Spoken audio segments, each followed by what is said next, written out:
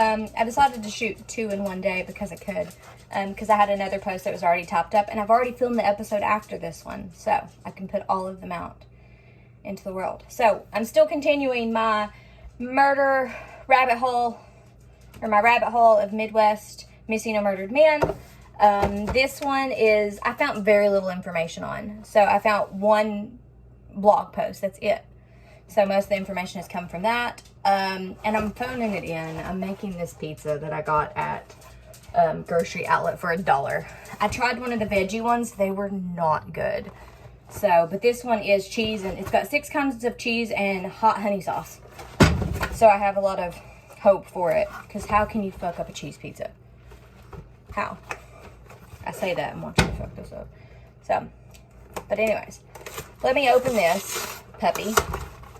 And I'm going to tell you about the strange death. This is one that has been found. The strange death of, he's got a whole name. Morgan Michael Laurence White.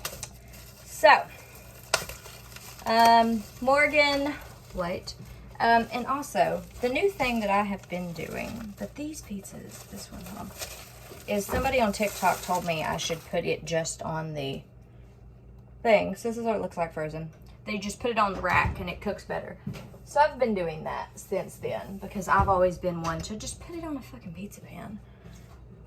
Which apparently I've been lied to my entire life because I wasn't aware you could do that. So we're gonna do that. This apparently takes 23 minutes, so 21 minutes.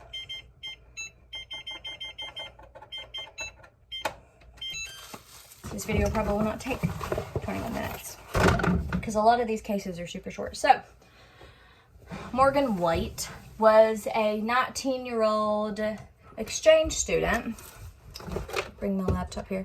Was a 19-year-old exchange student from Guildford University in England, which may be why I couldn't find anything on him. He is described as a good student, outgoing, charming, fun. He loved to drink, sing, hug people. Basically, he just liked to have a good time. Who doesn't at 19? That's all you want. You're an adult now. You just want to have a good time.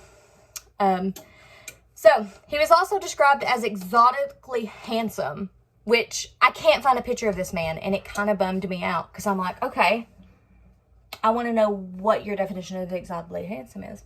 So, I have a picture in my mind, but I've looked everywhere and couldn't find anything. So, I have a timeline of events because that's who I am as a person. I like my timelines. So, on Saturday, March 2nd, 1994, he disappeared near Michigan State University campus. Earlier that night, he and a friend had been turned away from Dooley's Restaurant, which is now called Harper's Restaurant, Brew and Pub in Michigan. It's East Lansing, Michigan. Due to their level of intoxication. Morgan became sick after that and somehow became separated from his friends who were not able to locate him, so they returned home. Later that night of March 12th, the Michigan State University Department of Police and Safety received a call from a couple walking in the area that night who reported seeing someone in a white shirt swimming in the river. Police and fire officials searched the river that day for 4 hours, but found nothing. There are other reports that say 20 minutes. There's also a comment from his sister on this blog post that says 20 minutes. But no missing persons report was filed yet, and the police did not return to the area to search. So, I know I'm just reading off of a thing. You guys get to watch me read badly. So, Tuesday, March 15th. So, this happened on Saturday. He went missing Saturday. On Tuesday, he was reported missing to the Michigan State University, and then they questioned his friends and searched his room. There aren't any reports if they found any clues or anything. On March 16th, the police contacted the Ingham County Sheriff's Department that began the search of Red Cedar River, which pops up a lot in my research. At the time of the search, the river had a 10 miles per hour current and 1 foot visibility, meaning you can only see 1 foot into it, I believe. So at 3:30 p.m. that day, 5 hours into the search, a 5-member team found him at the bottom of the riverbed. One of the divers, Officer Ken Freeman, said the currents most likely pushed the body down the riverbed. And they suspected no foul play. Okay. So those are the details of that. So let's talk about what happened. So I looked up the temperature that night because we have the internet and we can do that. It was 32.9 degrees at that night after 9 p.m. There was also 3 feet of snow at the time.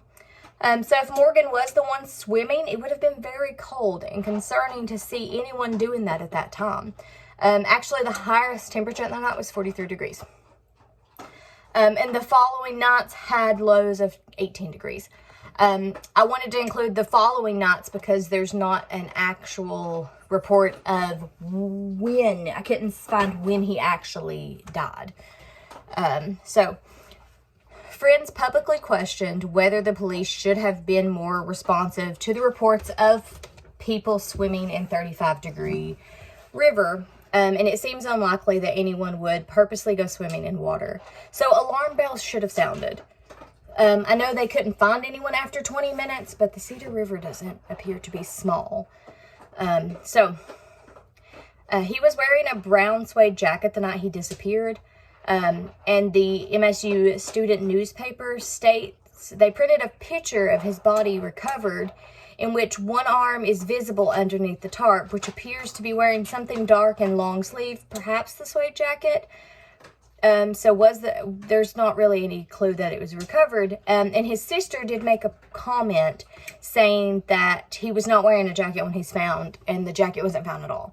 So you think they would have found the jacket somewhere at this point. White's friends have trouble believing that he could just fall into the river even if intoxicated.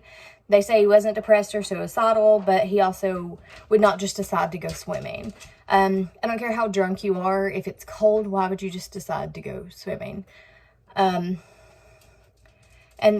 he didn't know how to swim and was terrified of water. So how did he end up in the water? Some unsettling things about this was that this also came from his sister's post on that blog, is that at the American version of the wake, a young man came up to her. She was small at the time, and basically told her he had done it, and that she didn't really register to her until years later, and it kind of haunts her because he had guilty look in his eyes. But, like, who does that? Why would you walk up to someone's sister and say, oh, I did it? What's wrong with you? She stated that the police were called by the couple who heard Michael shout for help, and they did the courtesy 20-minute search, and decided to come back the next morning. But they never wanted to really look into the case because of his alcohol level. And she personally thinks that it was covered up by the dean and the director of the university. So, yeah. He was last seen Saturday the 19th, but he wasn't recovered until Wednesday the 16th. So there's 4 days there that no one seen or heard from him. So it doesn't say how far down the river he was. Like I said, there wasn't a lot of information there. So, I mean, of course they found the body, so they have some closure that he's not just, missing. But the fact that there wasn't really an investigation into it and I feel like that gets shoved under the rug a lot of police departments saying, oh, well, they were high. Oh, they were intoxicated. Oh, they're a sex worker. That it doesn't warrant an investigation. When this is a weird circumstance. Like, you have someone reporting, hey, there's some dude in a white t-shirt playing in the water, and you come out and there's no one there. Like, I don't know why the couple left, but I mean, it was cold, so it's not on them. But, and I know they said he wasn't suicidal or depressed, but I mean, people hide things very well. But the fact that he was scared of water, that may not be the way to go. But alcohol does make you brave sometimes. So, I don't know. It's very unsettling. There's not a lot of information that I could find anywhere of anything. So if anybody has any more information on this case, please get it to me, because I'd like to include it in here. Yeah, so this one will get me 4 episodes in, but then I've still got at least 20 more men on the list. I have the list up on the blog.